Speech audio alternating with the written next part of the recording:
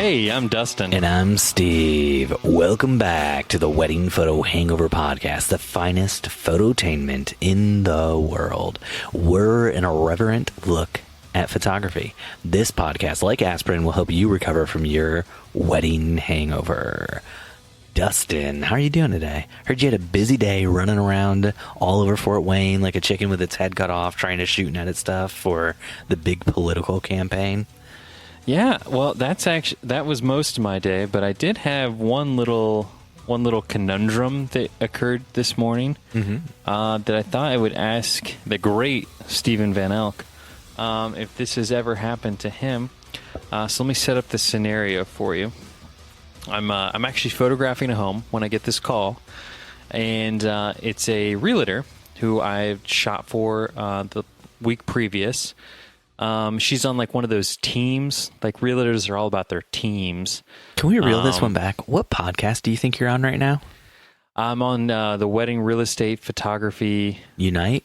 Hangover podcast. because I heard you say conundrum, and that's a Wedding Photographers Unite thing. And I love it.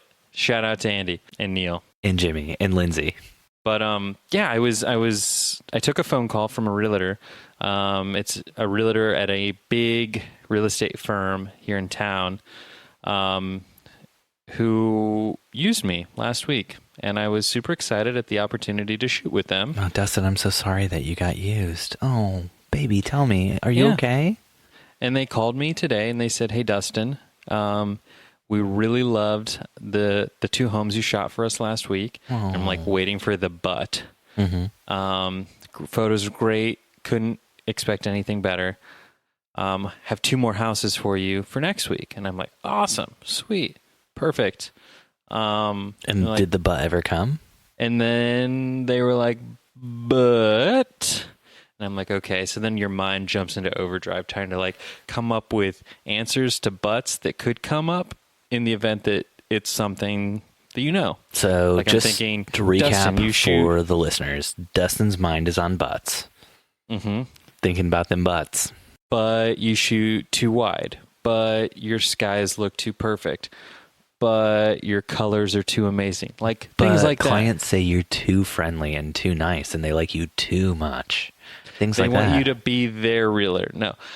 So I'm expecting like something, and then she comes out of left field with the butt. Like something I would have never, ever imagined. But before I get into that, I have to give you some context into the situation here. This is the longest opener ever in the world. I know, Stephen, but I've been holding this in all day, and so now you have to let me erupt it onto you. Openers are supposed to be short, off-topic, and very cringy. Oh, this is... I don't know if it's cringy or off-topic, but it's something. But but so this realtor, she works for a big real estate company in town. And this company in town has a in-house photographer. Like they have someone that works full-time, salaried, who does all of their marketing. And inside of that department, that means photography. And so when they called me the week previous to do this house, I was like, well, that's weird. I've never solicited for business from you because you have someone who not only does this as their job for you, but they do a really good job. Did they offer you the job? Well, they brought me in for a meeting at the beginning or at the end of last year as someone that they were looking to just help with the workload. They ended up saying, I think we talked about this on the podcast actually, that I wasn't the right material for their company. They said you didn't have the right stuff? Yeah. So fast forward now a year later, the owner of the company is now personally hiring me to shoot only her homes, because she, I guess, isn't getting along with their photographer. And so she went to tell the photographer yesterday or last week that they're going to be using me moving forward for all of the homes that she represents personally, her and her team of realtors that work for her. And the photographer like made up all of these lies about me, like crazy things. Yeah. What did they say? Let's hear it. They were like, He has two left feet. Two left feet. Son of a bitch. He's blind. That's what I wanted to say. He's a blind photographer. He does amazing work for being a blind man. You've seen images like his. You really have to wonder how good are the auto settings on those Nikons that he's using. But what I'm trying to get at is somehow he flies a drone blind. Really, questions have to be answered here. No, but she went on to say that like I've been saying really terrible things about this realtor, about her company, all of this stuff. And so I tried to, of course, call her, this photographer, and get to the bottom of it. But, of course, she didn't answer. Weird that she wouldn't answer after she lied about you. Well, what's weird is, like, I didn't, not only, it's one thing if we were complete strangers. Okay, maybe she's afraid for her job, and so she's just jumps into, a fight or flight response, and she just wants to bash me. But I've had a little bit of conversation with her, just in regards to like commenting on photos she posts, saying like, wow, those are great. Like, how'd you do that? Or, she'll post something about a legal thing where somebody stole her pictures, and I'll ask her follow up on like how that's going, stuff like that. Like professional level conversations. But it was just like crazy. I've never had anyone just totally harpoon me. Mm-hmm. But I guess to kind of summarize or finish up the story, the realtor I was on the phone with said, but, and then goes on to tell me all of this stuff that happened over the last week and how she refuses to help them with any photos that I've taken, like make marketing materials, et cetera, et cetera. She's like, but, now two of us have worked with you on two separate homes. And you were amazing, like great to work with, super personable, great with the client. She's like, I, can't believe her at all because I've met you, and it doesn't, with a person she was describing, doesn't even come close to the reality of meeting you in person. So they went on to say that, they want to set up a meeting with me and the owner of the company next week and formalize the thing, but it's just like so crazy. What I'm trying to say, moral of the story, be yourself. And if people throw shade about you unnecessarily, hopefully they see through it when they meet you. That is utterly ridiculous. One. Two, I would love to know what she said. I'm pretty certain most of it's right, and I'm pretty certain we have it all cataloged in the 119 episodes that we've done so far. Three. So please, photographer, if you're out there and you're listening, start listening to every episode. Go through our entire back catalog. And that doesn't just go for that photographer. That goes for anyone out there listening who has ever had any sort of beef with Dustin. If you could just go ahead and re-download every single episode 1, 2, 3, 4 times, whatever you got to do. Every device you own. All of your friends' devices as well. And set them to autoplay. Yeah. And, maybe start a campaign. Tell all your friends on the internet they should go out and download every episode of the podcast to look for terrible things Dustin has said too. Yeah. Start a Kickstarter. Yeah. Yeah. We really need to get this thing off the ground. We got to get to the bottom of this. That's True Detective. That's the next season. What did Dustin do? Played by Whoopi Goldberg and Andy Samberg. No, so I was listening to like a thing about businesses and like hiring people because Jen and I are kind of talking about hiring somebody on a freelance contractor sort of basis for right now to help out with some stuff with bespoke tone and everything. And the person I was listening to was talking about how there are a lot of people who you might hire for a job who seem like just great people. They interview incredibly well. And you think to yourself, we should hire them because like they interview so well. And then once they're actually in your organization, they quickly start to take on like a divide and conquer sort of mentality. And they'll tell you things like, oh, this person's terrible or that person's terrible that you also work with. And they try to drive a wedge between like the owner of the company and the other people because their real goal in the company isn't to do their job well. Their goal is to take over the company from whoever owns the company. And while at the point Jen and I are at with bespoke tone, that's not something that we have to worry about really. It was an interesting talk to hear about And the thing they specifically mentioned was like, if you go to them with a worry or concern, they develop like a fight or flight sort of mentality. And more often than not, they choose to fight. And they fight by telling lies about people and saying things that are untrue, because if they can say the right sort of things, they can alienate other people from you and stuff. And so, I mean, that's not just like in business, like people will do that to you in real life too, you know, like outside of your work and everything like that. Like there will always be people out there who think they can get ahead by making stuff up. But I would love to know what she said about you, because I'm assuming it's mostly true. Actually, I'm still holding on to that. Dustin, we got some follow-up from last week. Well, after the show, I'll give you her number, and you can do sort of like a dateline. Hello, I'm doing a follow-up report on a photographer we're covering named Dustin McKibbin. Can you give me some context into your relationship with him?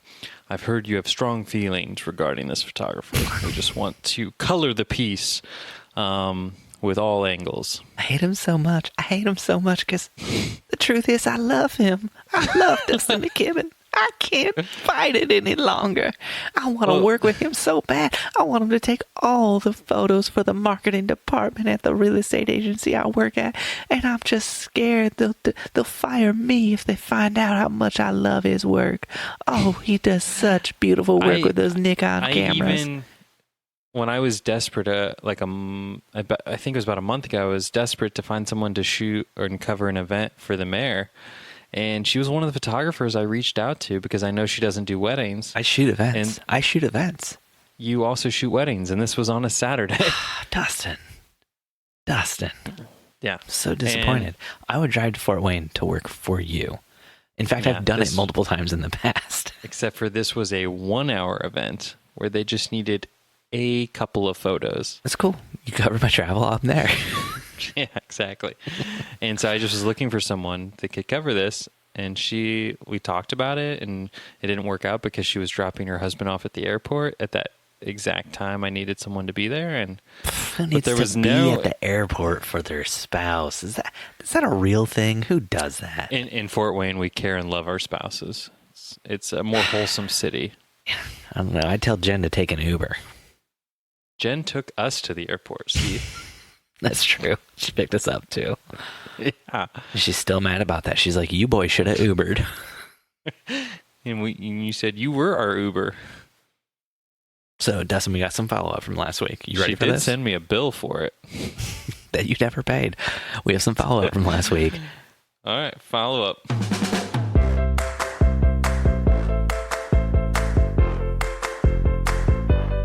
Dustin, you mad? You mad at your wife? You mad?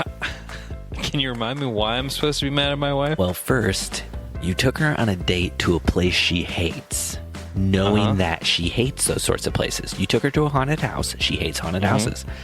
Okay. Second, you told an embarrassing story about her I had to cut out of the podcast. Right. So nothing to be mad at because no one heard it. Nothing for...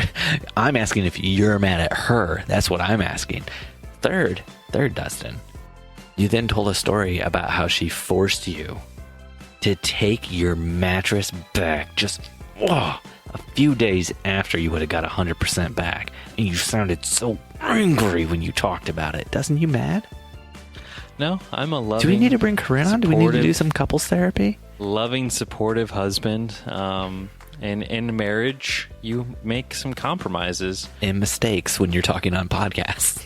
I have to spend the rest of my life sleeping uncomfortably and never going to a haunted castle or haunted anything with the person I love the most in this world. Sleep uncomfortably because Corinne has now kicked you out of the bed after hearing your comments in the last podcast. I now have to sleep on the floor. No, the mattress is not too bad. It's definitely not as cushy as I would like from what we were getting out of the Purple 3. Purple.com. Do you sleep on separate sides of the bed? Today. Use wedding photo hangover code to get nothing off. Do you sleep on separate sides of the bed? Or are you like a diagonal sleeper? Or like you roll over onto her side of the bed? We sleep on top of each other. People do all sorts of crazy things. You don't know. And then we sleep on top of each other, then we fold the mattress over. We call it taco sleeping, where we like to feel like the mattress is enveloping us. Beautiful. Like a coffin. Yeah. I know. We put bungee cords on the side. Do you guys have a bed, or is it just a giant coffin you sleep in like two Draculas? But anywho, what are you drinking tonight? What am I drinking tonight? You want to know what I'm drinking tonight? Dustin. Steven. Let me tell you, I stopped off at Scarlet Lane Brewery. You know what Scarlet Lane is? A sponsor of your life. Basically are a sponsor of my life. Scarlet Lane makes great Indiana beer for great Indiana men. Like me. Scarlet Lane. Stopped off there and got the Tiberius double IPA. That's right, it's a Deepa. I don't think people actually call it that, but I do. Like gearing up for Star Trek's return with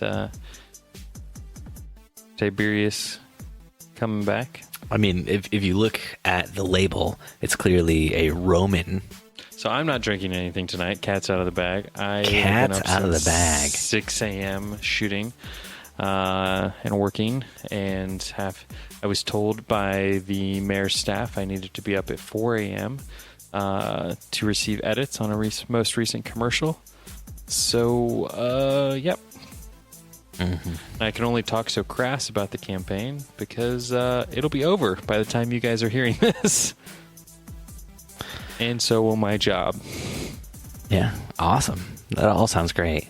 So Tiberius Claudius Nero became Tiberius Julius Caesar, and he was noted to be by Pliny the Elder as one of the gloomiest of men. He was reclusive and somber, and he came to be remembered as dark. So is that why the beer fits you so well? It is why the beer fits me so well. You are correct, my friend. So you're not drinking anything. The mayor is about to run out. Where the hell do you keep going? Sorry, what? You keep like wheeling away in your chair and then wheeling back. Does that bother you? No, I have no idea what's going on right now. Dustin, so we're done with beer talk. You're drinking water because the mayor's... Oh my gosh. What are you doing? You're destroying this podcast. I mopped my floors today, and you just wanted me to notice how shiny clean they are? They're beautiful looking. They're very slick. Dustin, let's move into our topics this week. Dustin, you ready to share your story? You said a bride and groom were awkwardly fighting at a client meeting with you 1 week before a wedding at some point in time this year. It's been long enough, Dustin. Can you share this story?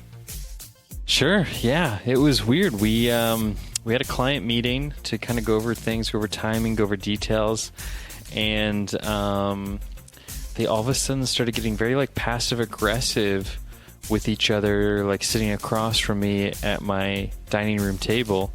I didn't quite know how to handle it. They were in your house? Yeah, now that we live in this modest home of ours. Modest, like a giant mansion.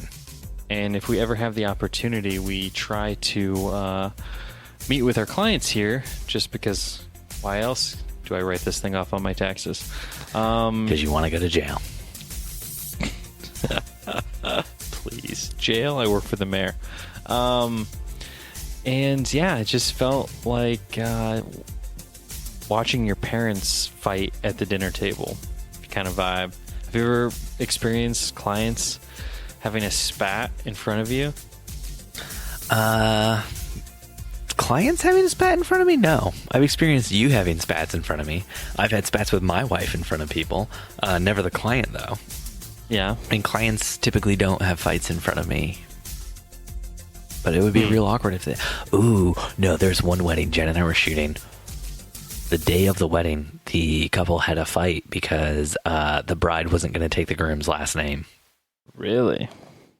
Yeah, and the groom got real passive-aggressive about it, and it was weird. Yeah, they're still married, though. Hope that's a great relationship because... Woo-wee, when you're fighting on your wedding day about something, I can't really talk much. Jen and I fought all the time when we first got married. It's taken a long time for us to figure out who we are and what we want to be. So, who we are, what we want to be. Yeah. We want to be Van Elks. No? Oh, I love it, yeah. No? Okay. So. Yeah, I mean, Corinne and I fight all the time. I kind of am to that point where I'm afraid my kids are going to think, I don't want to be married because that means I just have to fight all the time. I mean, you could stop fighting. That's one way of doing it. Where's the fun in that, though? Fighting is sort of how we talk to each other. I think you guys need to go to couples therapy. First, you're super mad at her last week on the podcast. It's coming out very passive aggressive, especially because you know she doesn't listen. So it's like the most passive of passive aggressive things to do. Second, why would I go to therapy when this costs me nothing? Because this isn't helping, obviously. And I get hundreds of listeners that write me and give me their advice. It's like having 100 therapists, Steve. Dustin, calm down. Dustin, calm down. Dustin, calm down. Steve, paperback. Okay, better now. So I could, Dustin, Corinne, I mean, they don't fight any more than Jen and I fight as far as I know. So there was just one time at one wedding I was shooting with you where you guys had like an argument in the front seat of the minivan. Do you remember that one? Corinne and I went through a phase where we fought a lot on the drives in between locations. Mm-hmm. Oh, Jen and I had a wedding a few weeks ago where we got into a little bit of a fight, and we had a third shooter there with us who like witnessed the whole thing. And the fight was about the stupidest thing too. It was my wedding. Jen was just there doing like some other stuff, which we might talk about in a future episode because it's kind of cool. But so like Jen disagreed with one of the decisions I made on the day. And so she was like, no, you need to do it the way I think you need to do it. And I was like, I'm not going to do it that way because I don't think that'll work. I'm going to do it my way. Was it like, you shouldn't shoot the cake at f2 or at shutter speed 250, Steve? You should do it below that. Damn it. And you're like, no. You found it out. That was exactly what it was. I'm going to do it at 250. And then you were like, oh shit, I get banding at the bottom from the shutter at 250 cool with banding, my flashes. Though. Cool banding that I like. I like it when the bottom 1/8 of my frame is completely black. It's got to be a better way to shoot cakes when they got candles around them, because otherwise it just looks like a blowing out. Why don't you just do high-speed flash? Oh, gosh, Dustin, why? High-speed flash isn't going to do anything. Yeah, then you can shoot a higher shutter speed. The higher shutter speed isn't the problem. The problem is the table and everything's super well lit, but that's not a good reflection of what it was like on the day. I need to show the cake in detail because they paid a lot of money for that cake. But like the table around the cake with all the candles, that's there for ambience. How do I portray both detail on the cake and ambience on the table at the same time? That's what was interesting to me about the fact that the banding happened and like the bottom 1/8 of what I shot was then in darkness, because then it had like this moody look at the bottom where it was like, this is the actual ambience of the room. Why didn't you just that's combine the reception. Because that's work in post I would have to do. If I can't get it in camera on the day, it's not worth doing. Let me tell you. That's true. That is true. I'm not going to argue on that one. I can just use a graduated ND filter and flip it upside down, right? Take your sunglasses, Steve. They're not graduated. That doesn't work. You need to buy graduated sunglasses. No, I'm getting to the point. We do a lot of off-camera flash for portraits during sunset, and used to be all about like getting Corinne super close to the couple, and then I'd Photoshop Corinne out later. Yeah. Now I'm like, Corinne, let's just let's back up a few more feet, and then a few more feet, and then turn the power up. That's good enough. I feel like I've told you to do that on multiple occasions, and you're like, no. The best light is when they're right next to them. It's true. The softer. I know it's higher. true, but that's also like now you got to do the most work in post. I know. I just did an engagement session where I had edited her out of like 15 photos. Oh my gosh, that's a lot of editing. It's one way to get close to your spouse. Edit them out of 15 photos. Get a newfound love for them.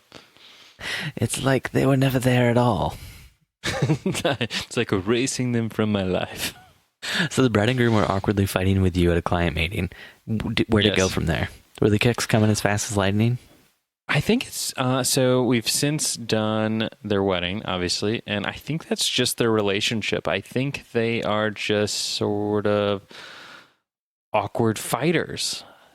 You know, I think that's just sort of their love language, if that's a thing. You know, some people like to compliment. Other people like to kiss each other. Some people like to fight. Some people like to grope in public. Yeah. These are all natural things that I shouldn't go to jail for. Yeah, that's a Steven thing. Yeah. That's why he's not allowed back at church. Take me to church. Take me to church. Oh, Ed Dustin, Sheeran. I got a question for you. We got a lot of gear talk. A lot of gear talk this week. I Dustin, don't think anyone in our group of listeners even shoots Canon, so I don't really think we need to talk about any of this. Dustin, did you see this article on Petapixel?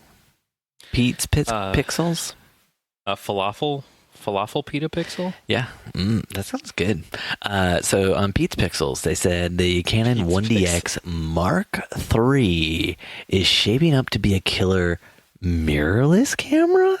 Like, I like how the article comes across as if, Canon invented mirrorless. Like, it just feels so pro Canon. And it's so shifted. It's like, this is going to be the Sony mirrorless killer. It's going to shoot 20 frames per second. This is going to be the Sony mirrorless killer. How much is a 1DX Mark III? How much is that going to cost? It's twice as much as the Sony A9 II or whatever.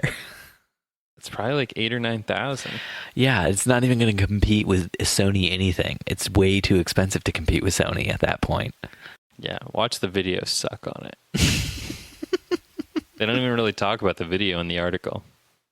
I don't think they need to. Because they haven't released what the video quality is going to be. Well, I mean, the 1DX Mark II's video is incredibly good. Incredibly good video on the 1DX Mark II. Oh, it's super good. It's so good that I thought about switching for a hot sec if the autofocus was just a hair better. Yeah, and so that's the thing. The 1DX Mark III is supposed to have much better autofocus. Yeah, because somebody watched too much iRobot. Yeah, they're going to get that deep learning. They're going in deep. Yeah, because what's Apple's new night photo mode called? Like deep photo or deep something? I don't know. I think you're thinking of deep something learning. Else. You're thinking of the thing that makes it so sweaters look better. Yeah, exactly. It's like deep toning, or yeah, it's like the most ridiculous thing that they had at the keynote, but didn't explain at all what it does. They're like, check out this photo that has this thing that's coming in a future firmware release, and they show like a person in a sweater, and they're like, oh wow, and they're like, yeah, we can't tell you at all what this would have looked like without it, or what it really does, but it's like bringing all the clarity of your photos to life. They're like, marketing team really thought this would help sell some units. We took a photo and we were like, you know what? The sweater doesn't have enough definition. Let's add a clarity brush over just the sweater.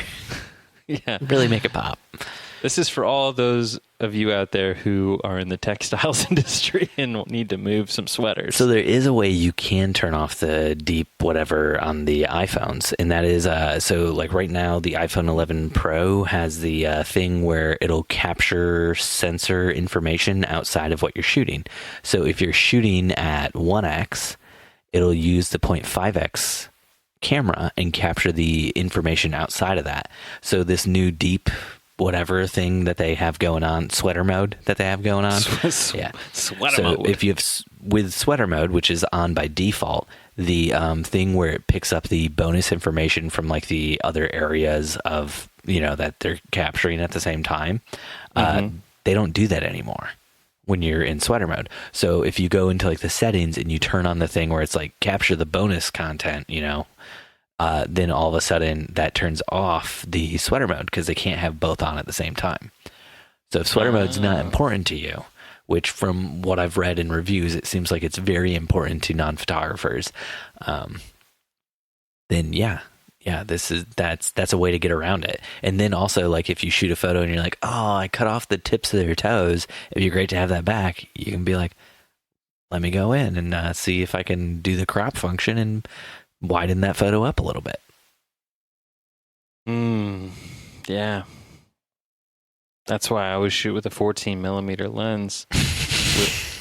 And then I just crop in for all my wedding photos. I mean, you say that like Like, it's crazy. But we have clients who send their stuff to Bespoke Tone who intentionally shoot wide with the intention that they're going to crop in on almost every single photo. My God, I'm murdered.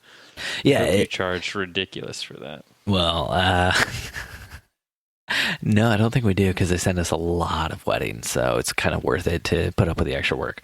But yeah, it does take longer for Jen than most things, because Jen, she doesn't let me touch that. You know what I'm saying? Steve, please put the cropping scissors down. Put the cropping scissors down, Steve. But that's like a real thing people do, because they are afraid that they'll take a photo and the feet will be chopped off, the hands will be chopped off on like a medium shot or something like that. So like, what if I just shoot wide, and now with like what is it, the Nikon D850 that you have, it's like 8,000 pixels on the short end or the long end or whatever. It's utterly ridiculous. Yeah. And so like, if I'm shooting that many pixels, why not just shoot wide and crop down anyway? I definitely do that. I've started doing that this year for family portraits. Yeah. Going a smidgen wider than I would compositionally, simply because I've run into too many people over the last year and a half that will try to print an 8x10, and I filled the frame with the horizontal family portrait, which cameras shoot 8x12 ratio, and they're like, I can't find a frame. What were you thinking? Call yourself a professional? Yeah. No, we typically shoot a little wide on all of our family photos, and by we, I mean me. And I don't know if that's a thing that Jen like specifically said to me I should do, or if I just do it because I'm lazy. I'm very lazy. It's like I could take two steps closer, but or 18, it's the same framing. So are you gonna buy one of these new Canon 1DX Mark III, Stephen? That is the question. I don't got that kind of money, but they do have something super cool. So the shutter, they can get 20 frames per second, which up until now, the only camera that's been able to do that is one of the Sony cameras, and they can only do it with the electronic shutter on the Sony camera. And it was thought that a mechanical shutter would never physically be able to go to 20 frames per second. And the 1DX Mark III claims when it comes out, the mechanical shutter will be able to do 20 frames per second. And they will also have an electronic shutter. So when you turn on like the electronic shutter, it locks the mirror back. So then you can no longer shoot photos like through the viewfinder. If you've ever used a DSLR, you know what that means, what that's like. When you click the thing, you don't see any photo for a second in the viewfinder, or a second, like 1/60th of a second. You don't see anything. So if it has a mirror, is it truly a mirrorless camera? It's definitely not mirrorless. The reason they're saying it's going to be a killer mirrorless camera is because of the electronic shutter, and the way when you shoot in it, it locks the mirror into an up position, uses an electronic shutter. So you can shoot silent shutter, just like with a Sony camera, so you don't have any shutter anymore. And you can shoot up to 20 frames per second that way. You can do it with a mechanical one, so you don't have the banding issues that you get with the electronic one. But if you need, the silent mode or whatever, you can switch to the electronic mode, where you might get some banding, but then you're silent. So they're kind of trying to say, like, we're taking the 1DX Mark III and we're going to give you the best of both worlds. It's going to be the best we can do mirrorless wise, and also the best we can do, mirror DSLR wise. So it's a mirrorless hybrid. Yeah, that's what it kind of feels like. And I mean, a lot of people have tried to make the case in point that the 5D Mark IV is basically a mirrorless camera if you like shoot in live mode all the time instead of shooting through the viewfinder like a normal human being. And I do shoot in live mode quite a bit with the 5D Mark IV more recently. Just it just, for some things that I do on the wedding day where I'm like trying to hold the camera above my head and stuff, I've been doing that a lot more recently, like for detail shots of tables and stuff like that. And then sometimes for ring shots. Well, sometimes during the wedding ceremony, it's like I want a shot where the camera is up higher than the bride and groom, kind of like looking down at them more at an angle, because there's something interesting in the background, like a lake or a river or something like that. And it's like, if I shoot straight on like I normally would, you wouldn't see it at all. And it's like, I want to incorporate that. So just getting a little height helps out sometimes. Mm-hmm. But I'm not like climbing a ladder or climbing in a tree and shooting straight down Dustin McKibben style. Still don't do Get that. the drone out. Just get the drone out. I've done that one time. I did that one time. Mm-hmm. Yep. Actually, that one time I have an engagement shoot that I have not blogged yet where the couple wanted to draw with chalk on the sidewalk, and then I had them lay down, and I shot from overhead. Dustin and Kevin style. I need pictures, Steven. No, I did have an instance not too long ago where I was like, damn it, I wish I had the drone with me, because there's this one shot that I've seen somebody else do. I'm sure others have done it, where the couple's laying on the leaves of the beautiful fall forest, and somehow you get this like perfect framing where you shoot through the tree canopy down and just like see the couple like in this little pocket. Yeah. And you see like the reds and oranges like kind of framing them, and then there's leaves under them, and it's like all this leaves beautiful over fall them. goodness. Yeah. Yeah, under them, over them, in them. But, you know, you stuffed them. There's a bunch of dead leaves, and there's two people laying down in a still frame. So basically, they could be dead as well. You don't know. They are my scarecrows. Yep. So Dustin, and I saw said spot and went, and I was like, "Frick! I didn't bring my drone." Yeah. So was there anything else you want to talk about with the 1DX Mark III that's coming out? Nope. So not buying it, so it doesn't matter. There's also a rumor Canon is putting out an RA, so a new mirrorless camera, and an RX. A resident advisor. Interesting. Yes, a resident advisor. You're 100% correct. So the RA is a mirrorless camera that they claim is going to be specifically made to capture, what's it called? Astronomy. So you're going to get one of these, obviously. Am I going to get one of these? I just assumed. I mean, you put the same link in for the Damn 1DX. it, I know I did. So I can't see what this camera is all about. Oh, here, let me find that for you real quick. That's not helping. Deep fusion is what Apple calls it. Sweater mode. Deep fusion. Deep fusion. The deepest of fusions. So Canon accidentally leaked that they have a new camera coming out. It's called the EOS RA, and the way they leaked it was they temporarily had the Canon EOS RA manual listed on the Canon UK website. And the manual says the EOS RA is a version of the EOS R designed for astrophotography. The camera has approximately 4 times the transmittance power of hydrogen alpha light as the EOS R. I have no idea what that means. What does that mean? So I got a link for you over to Digital Camera World. Mm-hmm. So photographs of subjects that reflect a lot of infrared light will therefore appear redder as a result of the transmittance of 4 times more of hydrogen alpha light or whatever. So it's basically that you can shoot stuff out in space that projects infrared light better. So that's kind of cool, right? I think so. Why would it not be? I don't know, man. It's just another feather in Canon's hat. Like they're starting to push things a little bit more when it comes to their mirrorless thing, because they were super far behind with mirrorless. But I mean, does Sony, Fujifilm, Nikon, Olympus, Pentax, do any of them have something specifically targeting astrophotographers in which is better at astrophotography? Google does. Google does? Have, the Pixel? The Google Pixel? The Google Pixel has an Apple does. It's an astrophotography iPhone. astrophotography mode or whatever.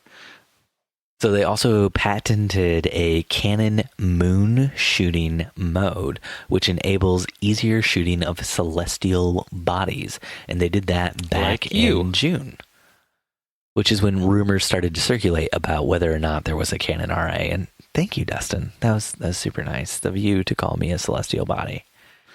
I mean, I do. My gravity does flow around you. So this is just another one of those Canon rumors that's around, except this one's more substantial because there was like a thing actually released already about it. And that thing that was released was on Canon's actual site in the UK. So that's like real news then. And then I think one of the Canon like bosses, when they were talking about the 1DX Mark III, whenever that was announced, was at the 25th.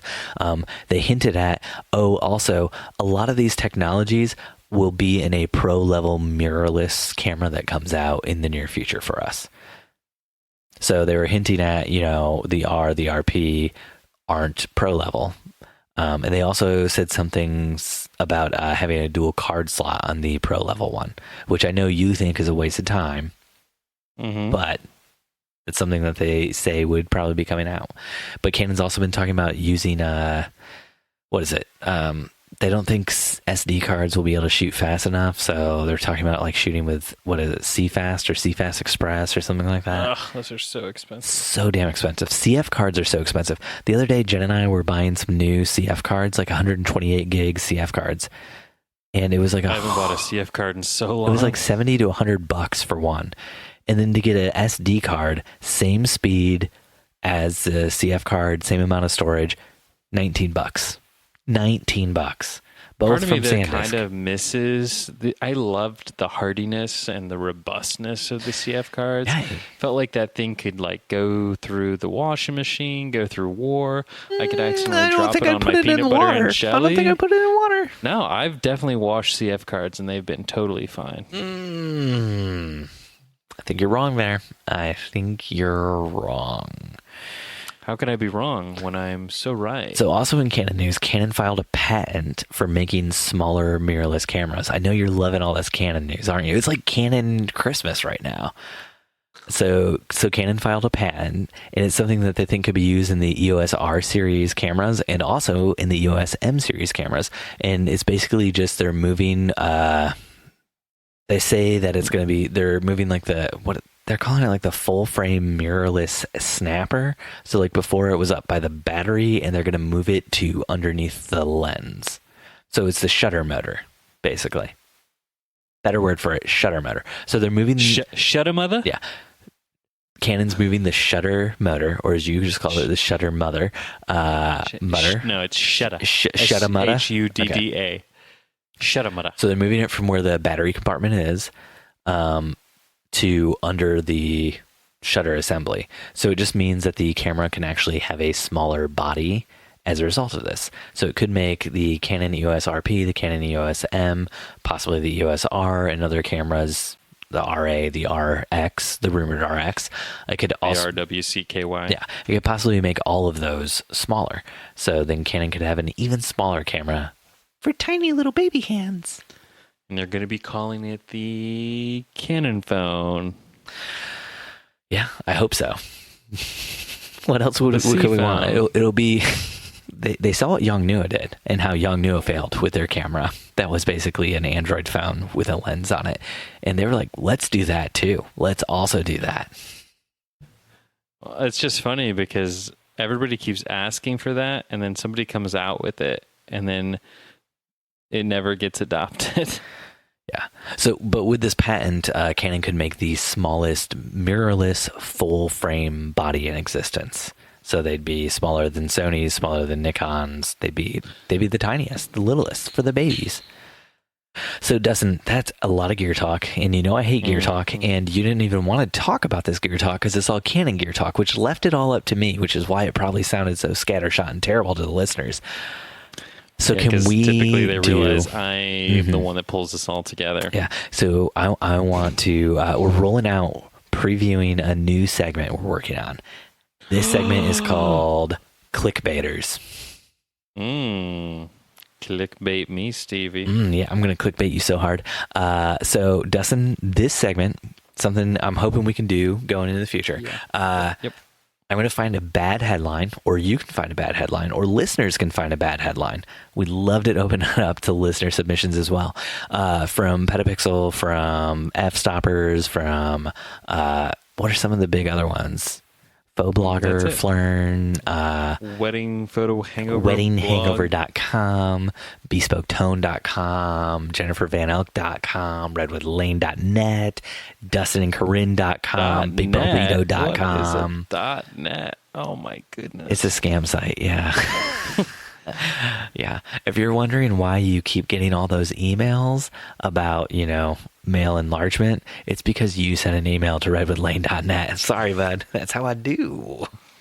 That's how I do. I just sell those email addresses. Yeah, I just sell them, buddy. I just sell them. Just an email farm. Yeah. I gotta put food on the table. So here we go. I'm going to give you like a brief overlook of what the actual article is about. And then I'm going to share a few different headlines with you, and you got to guess which one is the right one. Okay. Should I not be looking at the show notes for this, or you can look at the show notes? I wrote them all there for you, so you wouldn't be like, "What was that you said again?" It's number 3. Can you put a dry erase board behind your head, Steven, and like write them out for me? You're like a terrible. Can we get like a Vanna White situation? Can I get a Val? Exactly. So the article is about a Photoshop product, and it's basically trying to teach people how to optimize their workflows so that they can get things done faster. And it's taking a harsh opinion about what they think is right and wrong and how they think you should be using Lightroom, basically. So that's my very brief summary of it for you, Dustin. So here are your headlines to choose from. Optimize your editing workflow for a once-a-year task. If you're using multiple catalogs, you're doing it wrong. 10 reasons why having one Lightroom catalog is the only way. Which Stranger Things character is your Lightroom setup? Speed up your Lightroom workflow with this one cool trick. How to create a best of post in just minutes. I want it to be which Stranger Things character is your Lightroom setup. Can you just imagine that? So, your Lightroom setup, which Stranger Things character is that to you, Dustin? Oh, man. Probably Dustin. Dusty. Yeah. And I'm Steve. Oh my gosh. We're out there saving the world. Damn it. Yeah, mine's all about looks over function, so.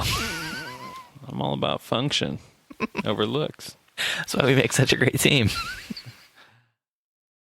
But I'm guessing it's speed up your Lightroom workflow with this one cool trick. Ooh, damn, Dustin. That was a good guess. The right answer is, if you're using multiple catalogs, you're doing it wrong. I figured you put that in there just for me because I say that to you all the time. That's why I love this one. So this was an article on Petapixel, and the person holds the opinion that if you're using multiple Lightroom catalogs, you're doing it wrong, because everything about this is all geared at... Who wrote the article? I think his name's Andy Dane. So he says, if you have several catalogs, I can't even imagine how long it must take to put together a best of slideshow of the year or update your portfolio. Whereas with a single all-encompassing catalog and a proper filing structure, it's incredibly easy. So he goes through the whole thing, and basically everything he says is he doesn't think having one massive catalog slows your Lightroom down, even though multiple people have said, yes, it does. It has slowed mine down incredibly bad. My entire computer slows to almost a halt with one Lightroom catalog. And you're doing it wrong. Yeah. And I'm doing it wrong, apparently. So basically he says, like, if you have one massive Lightroom catalog, then you can use the keywords and the ratings to quickly put together blog posts about your best ofs from the entire year, and also to update your portfolio. True. Yes. And so his whole thing about optimizing his Lightroom catalog comes down to optimizing it around something you do once or twice an entire year. Such as compare Stranger Things characters to your Lightroom setup. Did you make that up? Yes, I made all of them up except for the real one. But all the rest of them were kind of based around the article. Yes, they all were based around Does the he article. reference Stranger Things in the article? No, Dustin, that was just for you. That was just for you. It's called Clickbait. I haven't even watched I'm trying to most clickbait recent you. season. You should have put one in there like how to organize for the gram. Make Pinterest work for you with this two-step process. This two-step Lightroom process. Step 1, buy a dedicated solid-state hard drive that's really fast. Step 2, only use that. Done.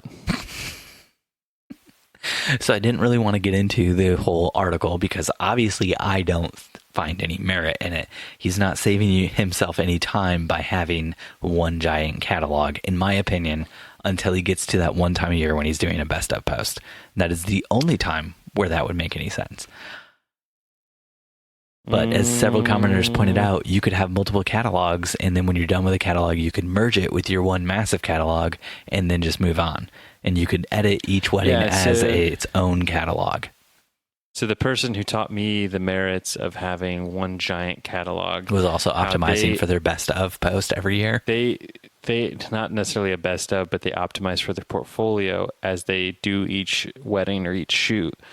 And so they would have filters to tag or categorize things for that portfolio. And then once that shoot was like 30 days old, they would export out only the selects for the client into its own catalog and then purge that from their master catalog for archiving purposes. Yes, this guy's talking a lot about how like he rates, or he doesn't pick photos to keep. Instead, he unpicks photos that he doesn't want to keep or something like that. And that's a bad idea. Yeah, and he's just like going through and giving like really terrible advice. And it's just like, find something that works for you and go with it. There's no 100% right or wrong way, because a lot of Lightroom is about how your brain works. Yeah. And Dustin's way is wrong. Let's just throw it out there. So Dustin, we got one more thing I want to talk about definitely before we get to Q&A. So without further ado, let's cross over into the drone zone.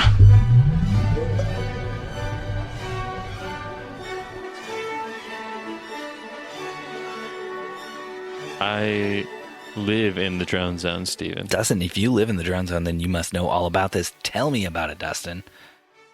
Well, it doesn't officially come out till tomorrow, according to you. So right now we're just speculating and talking about drone gossip, which I'm fine with, Steven. I'm fine speculating and talking about sexy drone gossip. But DJI, which this has been a long apparent rumor, and I can't wait to purchase this and not tell my wife about it. But they are supposed to be coming out with what they are rumored to be calling the Mavic Mini.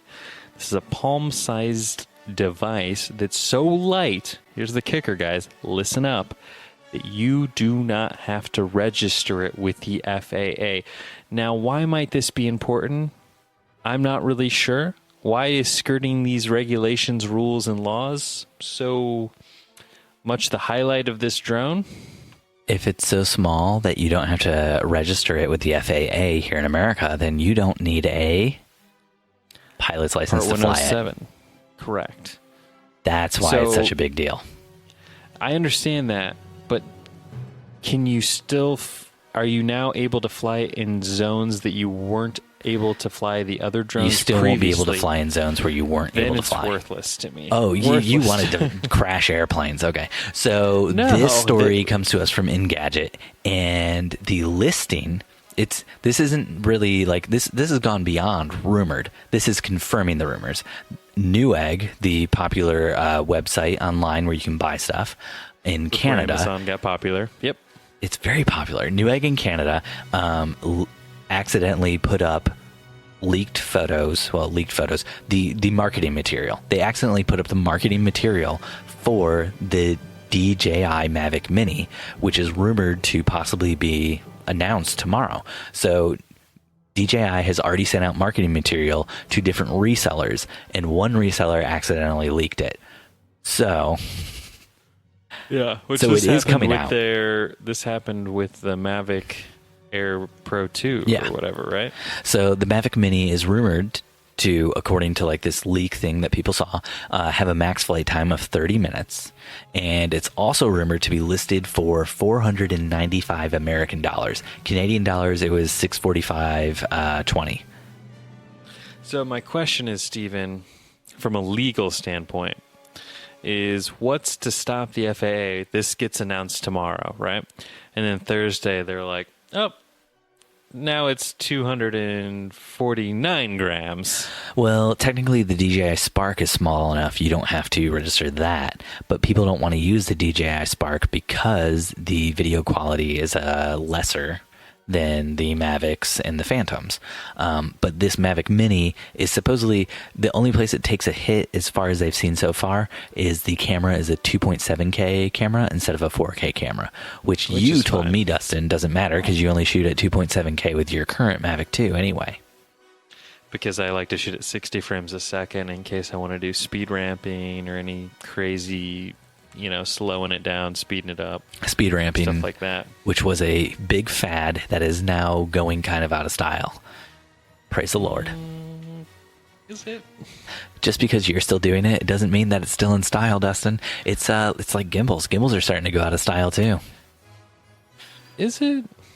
So I say things are going out of style, and what I mean is like when like glide cams became affordable to people, it was like, holy crap, every shot I have is going to be on a glide cam. And then it only got worse when like the Ronins came out and the Zhiyun cranes and all that kind of stuff, where it's like, now that we can do it, we're going to do it for every single shot. And now most of the videographers that I follow and who I listen to are saying when they use a gimbal, they're using it mostly to do shots they could accomplish on a monopod or a tripod, but they just like having the gimbal in case they want to do another shot. And a lot of people are starting to say they don't even get the gimbal out anymore because it's too much of a hassle on the day and takes up too much of their time worrying about it or setting it up or worrying about batteries. And so they just shoot everything with a monopod. It sounds like videographers are just getting lazy is what it sounds like. Well, I know like the videographers who Jen and I have been employing to work for us, they mostly shoot handheld most of the day because they like a more real, authentic look, which frustrates the hell out of me as the editor. I was going to say, the only time I do that on a wedding day, now that I'm learning to trust the Sony stabilization a little bit more, is just reception, like dancing stuff. Yes, but with the IBS systems and the Canon lenses and stuff, I gotta say, I've kind of blown it out of proportion how bad it is. Like it's not actually that bad. The last wedding I edited that my videographer shot, I used a ton of their handheld footage and it actually looked a lot better than I would ever give them credit for. When I shoot, I still try to shoot on a monopod for most of the day because I like having the extra stabilization and I don't like having to worry about whether or not I was breathing too hard later in post or something. However, as someone who's just finished editing a wedding video that Steven shot, and the other shooter was shooting handheld, it was hella hard to cut the shots together, going from stable shot to handheld shot. I haven't shot a wedding with you in like a year. What do you mean you're just now editing one? I am editing Aaron's wedding video as a gift. Oh, so your editor Aaron, who said he was going to edit his own video, you're now, on top of giving him a huge discount on the price of the video, you're now also editing the video for him because he never got around to it. He edited his entire wedding video and his computer or hard drive crashed or something. Man.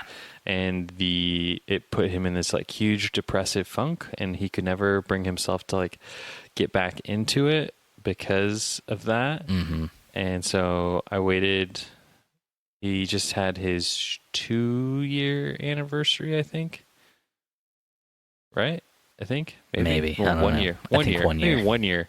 1 year anniversary this month.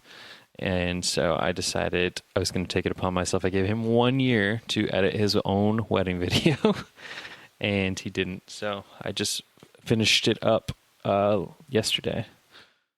So when you say it was super hard to go from my monopod stable stuff. Super stable, lockdown. To this handheld crazy ass shit. To shooting on a macro lens handheld. Yeah, I get it. All right, so let's do some Q&A. So, what? No, hold on. No, you give me a chance. I listened through all your Canon bullshit. Let's talk a little bit about these drones. Is this something that interests you? Is this something you're going to buy? Is 249 grams enough to push Steve over the edge, since your biggest holding of you back is the legalities of flying without your 107? So on all of our recent shoots, we've hired out the drone stuff to other people. So I haven't been flying the drone except for personal stuff and for teaching other people how to fly the drone poorly. So it won't hold me back at all if I don't get the Mavic Mini that skirts the thing. So I'm not really that concerned about it. Doesn't it seem like it would be a fun thing, though, for traveling? Yes. So, yeah, the last time I used the drone was when we went out to shoot for professional purposes, was when we went out to shoot the engagement shoot.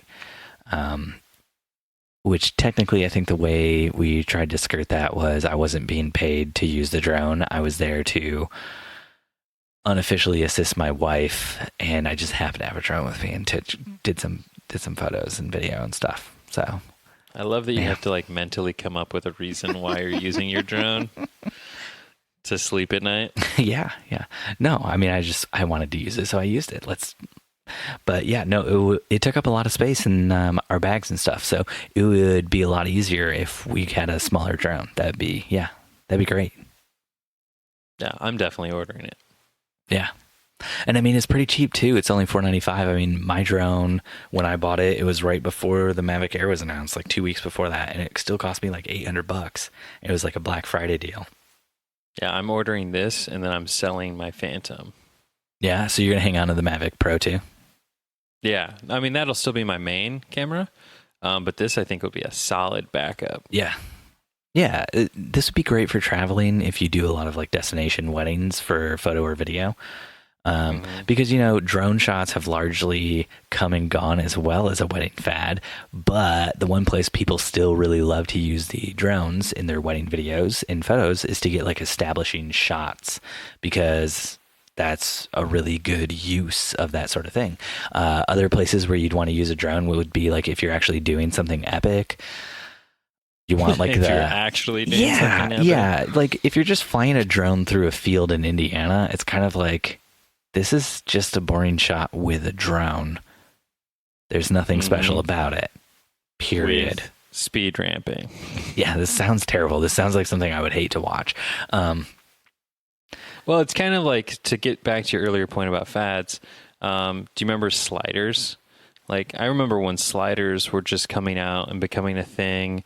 It was sort of on, you know, the dawn. This is almost around the same time that Steadicams were becoming a necessity in everybody's tool bag. Everyone had to have a slider. Yeah. That's one of the things I've seen a lot too. That's one of the things I've seen a lot too in the different video groups I'm in, is people who switched over to gimbals are now saying they're getting their sliders back out. Oh yeah. I mean, I've gotten mine out a few times last year and shot with it, because it sort of simplifies, it takes you back to why you're doing that movement. Whereas when you're on a gimbal, I feel like you're like, oh, I'm going to do a slider movement. Oh, I'm going to do, like, you start overusing all these different movements. Yeah, which is why it was like a fad, because it was like, oh, I've got it on a gimbal, so I guess I'm going to run down the aisle behind the bride while she's walking up, completely ruin all the other video shots that might be on her, so I can get like a shot walking down the aisle behind her that I will probably never use and never care about again, and also ruin all the photography as well. And so people just started doing like ridiculous stuff like that. Like, I don't know. I have a lot of feelings and opinions about the way people have misused gimbals, in my opinion. If only you could go back, Steve, and see our very first few weddings videos we ever shot. I think you would get a chuckle. We were so focused on gear.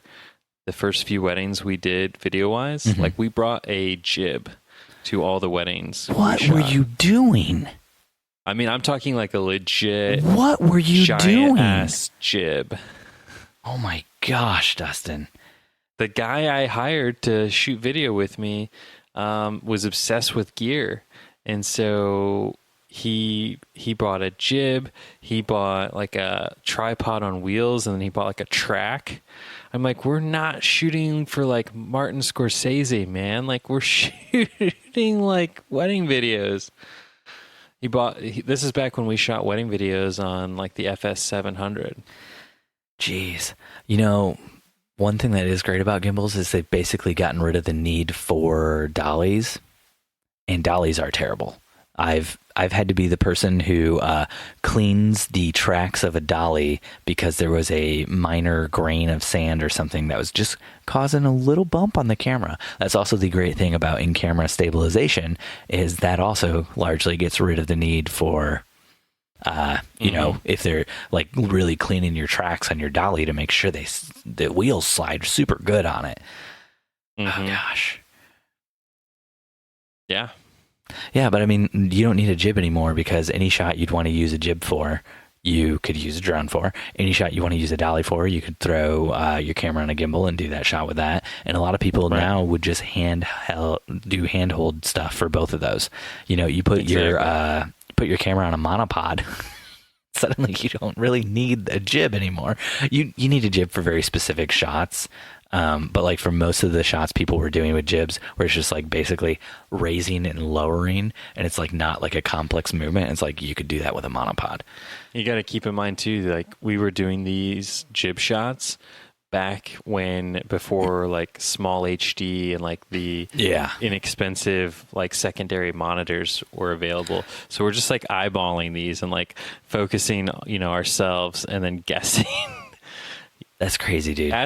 So like back when I was doing jib shots, it was like you have to get several sandbags, pack it into a crate on the back so that it equals out your Betacam on the front. Then you have wires going from your Betacam back to where the jib is with a controller, and it's like the control wires. So then you can actually do all your focusing and everything from the controller, and you have like a little monitor there.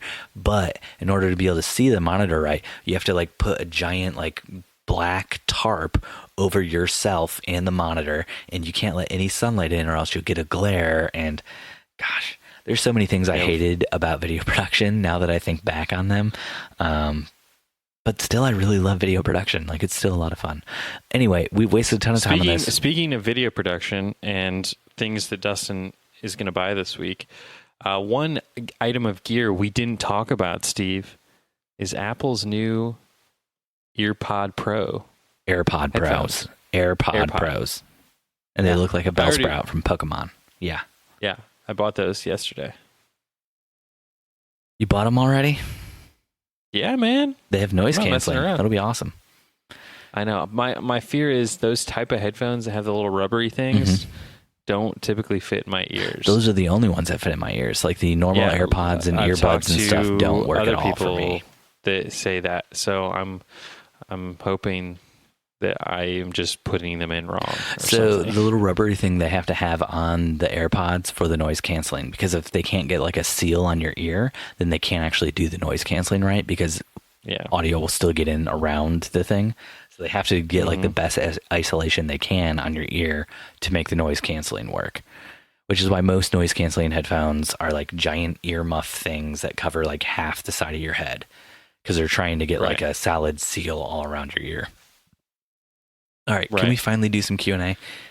So you're not going to order them? Okay. No, I'm not. Let's throw it over. Let's make some money first, and then we'll run into Q&A. Ching. Let's do some Q&A. But Steve. Vince Don from our very own Facebook group asks, anyone else make instant prints the day of the wedding to surprise your couples? I try my best to remember to grab a fresh pack of 20 Instax before I head out for the day. Couples love it, and I like to think it buys me some brownie points in case I need a bit more time before I can push out their teaser. Emoji with the sweat droplet above the eyes that looks worried. Okay. Yeah. So, Dustin, you out there doing those Insta prints? I thought about it for like a hot second. I bought one of those Instax cameras. I actually bought I think I bought like 30 of them and sold them on eBay. That's on an earlier podcast episode, I believe. You made quite a profit, right? Yes, I did.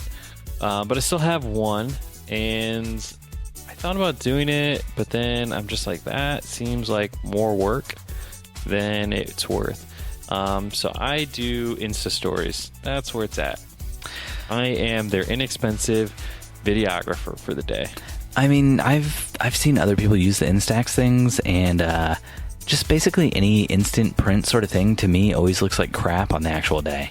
No matter what you do, it always just looks like it was shot 20 years ago, and I think of them more as like that would be like a fun thing for your guest book or something maybe, but it's not like something as a professional I want to hand off and have be a representative of my work personally. Yeah. Now I think Vanessa Joy, who was on this podcast, she does something that I've always thought about toying with, where she has like a little Canon printer she brings with her, and she will. What was the brand on that though? Canon. Canon. Mm-hmm. You want a Canon? You want Canon gear. And she prints little 4x6s, and then she buys these pre-branded, so it has her little logo on it, books that have like sticky, tacky pages on them, and then she makes them almost like a little mini 10-page album, which is 4x6s that she gives them at the end of the night. That's pretty cool. It's not in her contract. It's not in her packages. It's totally like a gift. That's a pretty sweet idea. I mean, the closest we've ever come to anything like instant or, same day-ish is for a while Jen used to, when we were first starting out, she would bring her laptop and she would edit photos and then create a slideshow for them. And what we found was it just created a ton of stress for us on the actual day of the wedding. And then it kind of drew people away from the dance floor and away from the events to look at the slideshow, which felt great for our egos when they would come up to us and say, these photos are amazing. Oh my gosh, I can't wait to see the rest of the gallery. Felt great. But it also felt like we were kind of taken away from the actual wedding day. So like I like Vanessa's idea because it doesn't sound like it takes away from the wedding day. It sounds like, hey, at the end of the wedding day, here's a book. Or maybe, I don't know how she does it. Maybe she leaves it with their gift table or something. Like that's actually like a really cool idea. She just does it like, when she goes up to the couple to say, hey, I'm leaving. Like, I hope you have a great night. And like, by the way, here's a little something I just wanted to give you. Yeah. So then she leaves and they're like, oh my gosh, can you believe this awesome thing she just did? And she keeps the people talking about her after she's gone. I like that idea. That's really good. Instead of like them, sharing Instagram photos or whatever, instead when they going to work, they take cell phone photos of the book. Exactly. They're taking cell phone photos of the book, filtering the shit out of them. Mm-hmm. That's what's going to happen to that. But the reason I never wanted to do something like that was because I hate the idea of bringing the laptop and getting on the computer, downloading memory cards.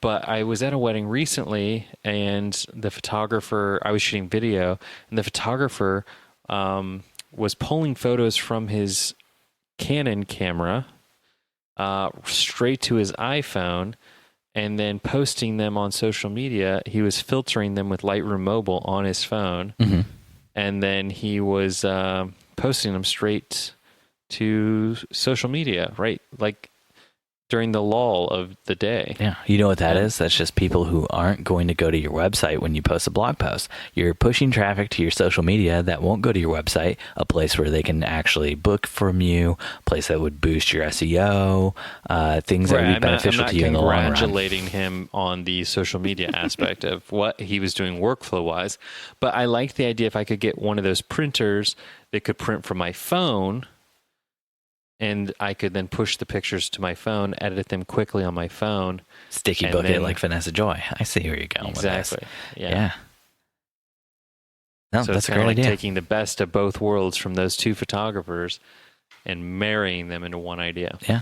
So Kenzie Ray McMullen from our very own Facebook group asks, not even 24 hours in, my client already posted a bad edit of my photo. I'm always so afraid to say something to them, like, I just don't know if it's actually worth risking our great relationship. It's in my contract, but you know how that goes. What would you do? Say something or let it go? Say something, or no, what is it? See something, say something? If you see something, say something. Kenzie, honestly, I think what it really comes down to is you need to take a long, hard look in the mirror and decide if really what you're seeing is bad. Maybe what they're doing is good. Maybe they're perfecting your work. Kenzie, maybe you should be hiring them to edit your photos for you.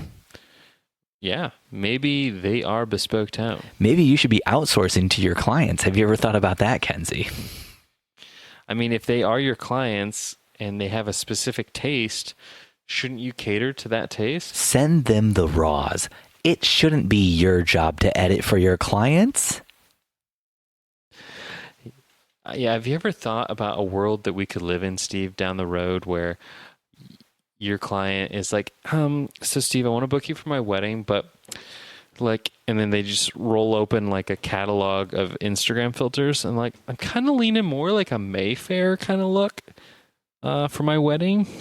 You know, if you could make that happen. You say that, but Jen and I run an editing company where we help develop presets for other photographers who don't have a preset that they already use, so that we can help them we can help them create a style and look to go with their brand that fits what they like. So we're basically already doing that for photographers. So to do that for clients is not that far of a stretch of my imagination. So what is a preset but an Instagram filter anyway?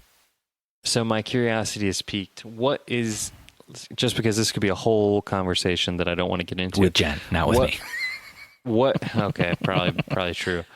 I'm just curious what the jump off point is. Like, where do you start with the client? Do you have like a base, like presets that you send them to? No. Just say like, what do you like? So the way Jen has been doing it is when we get a new client who doesn't have a preset they already use, she talks with them and talks through, as far as I know, Jen runs this part of the business kind of on her own without me, but she talks with them to help figure out what they like, and then creates, like, she edits some of their photos in a style that she thinks is fitting of them, saves that out as a preset, shows that to them, asks what changes they would want to make, makes those changes, saves that new thing as a preset, and then, creates basically from scratch a preset for them for their photos. Gotcha. So it's like a custom made preset, and it's a lot of work, and it's why we don't take on a ton of new clients anymore. Like me. If you wanted to pay our prices, we'd gladly have you on, but you keep signing with that company that you hate and complain about all the time, so. I need content for this podcast. And they keep offering to sponsor us, and I like just being able to turn them down. If only that was true. If only that was true. Denver, from a random Facebook group, says, I'm taking a chance to see if there's any sugar daddies or sugar mommies here that will buy me some new camera gear, Denver says. What's the answer, Steve? Is that the question? I'll be a sugar daddy, Denver. What do you want? I like a good Denver omelet. Yeah. You want like a, I don't know, let's say one of those photodiox things that allows you to change your lens from forward to backwards for $7.99? I'm your huckleberry. I'm your huckleberry. Oh, Steven. Oh, Denver. Nobody's going to just buy you stuff. I don't know. I mean, start a GoFundMe. Say you're going to travel a country. I guess Denver did say sugar daddies or sugar mommies, so maybe Denver's looking for some quid pro quo. Pro quid quo. Mm-hmm. Quid pro quo. I do a little something for you. You do a little something for me. You know what I'm saying, Dustin? You get a headshot. You know what I mean? That's disgusting. I can't believe you just said that. Took me a few seconds to put that together. I hate you. Denver, please stop asking people for free gear. Maybe ask people if you could choose stuff for them and they could pay you and then you could buy gear. Like, tell them you're offering headshots. I hate you so much. That's going to do it for us here at the Wedding Photo Hangover podcast. If you love the show, please leave us a 5-star review on Apple Podcasts. If you want to connect, we're at Wedding Photo Hangover on Instagram. Dustin is on Instagram at Dustin_McKibben, and Steven is at Steven Van Elk. If you want to join the awesome community of listeners that contribute to the show every week, join the Wedding Hangover Facebook group. If you want to keep this podcast alive, though, head over to StevenDustinSaveTheWorld.com and you can sign up to support the podcast for as little as $1 a month. On top of the benefit of knowing you're keeping a good show going, because we got a good show going here, people, you also get the benefit of extra content. That's right, bonus content. Even at the $1 tier, you get outtakes from our guest episodes. Thanks for listening, and we'll see you next time your head is pounding, your limbs feel like dead weight, and your entire being aches for the sweet embrace of death. That's right, next Sunday after you shoot another wedding. Dustin, Steven, do you have any time to watch anything or do anything for yourself during this mayoral campaign? My kids and my wife were watching Casper the Friendly Ghost tonight while I was in my editing cave, working like a madman trying to play catch-up. Dodged a bullet there. Casper the Friendly Ghost is not a fun movie to watch. Really? Seemed fun. There are ghosts in it. People die in it. That's terrifying. Yeah. That's terrifying. People die, they become ghosts, and after they become ghosts, sometimes they go to hell. They go to hell, Dustin. Do you want to watch a movie about hell, Dustin? Yes. No? I don't know. I feel like this is a trick question. Yeah, I don't watch movies about that. I watch All Dogs Go to Heaven because I know all the dogs are going to heaven in that one. Are you guys going to brave the crazy weather and go trick-or-treating this week? Gotta. It's tradition. If we all get pneumonia and die, that's because of tradition. It's supposed to like snow and rain. Yeah, and freezing rain here. Yeah. Forecast for tomorrow. Freezing rain during trick-or-treating hours. I might drive around and like have the kids jump out of the car with Jen or something. Or Jen might drive around and I might jump out of the car with the kids. I was so excited because we have neighbors with kids, and that's a perk of living where we live now. And we were going to go trick-or-treating together. And I had this whole like American dream, like walking the streets with a beer in my hand, like laughing with our new neighbors that we're going to become friends with because we're trick-or-treating together and eating Reese's from my kid's basket. And none of that's going to come true now. None of it, Steve. None of it. No. Yeah. You can still just go out anyway. Bring a wagon with you, put the kids in winter gear, and roll out. Yeah, but I can't enjoy a beer when I'm getting pelted in the face with icicles. I would say that's probably the best time to have a beer. You're going to need it the most then. No, I'm going to want like a hot coffee with like screwball whiskey in it. Now you're talking. That actually sounds great too. Yeah, you should do that one. Maybe throw the coffee out and just have a hot whiskey. Hot whiskey? Do people drink whiskey hot? Is that a thing? So I make hot buttered whiskey every year around Christmas time. And it's like a buttered whiskey. Mm-hmm. Yeah, so it's like a recipe that calls for like butter, orange juice, whiskey, cinnamon. I forget all the components of it, but it creates like a warm beverage, kind of like a wassail, like a whiskey filled wassail. I love wassail. A wassail. It's like the Christmas punch, wassail. You ever heard the song "Here We Go Wassailing"? Nope. Wow, you've never had like Christmas punch, like the fruity, warm punch around Christmas time? Nope, I think that's made up. No, this is all very real. Wow, we are going to be in for a great Christmas party this year. I'm making wassail at the Wedding Hangover Christmas party. Wedding Hangover Christmas party. Can that be a real thing? And I'm making hot buttered bourbon for you too at the Wedding Hangover Christmas party. All right, I'll make peanut butter and jellies. All right, Dustin, have a great night, my friend. Good night.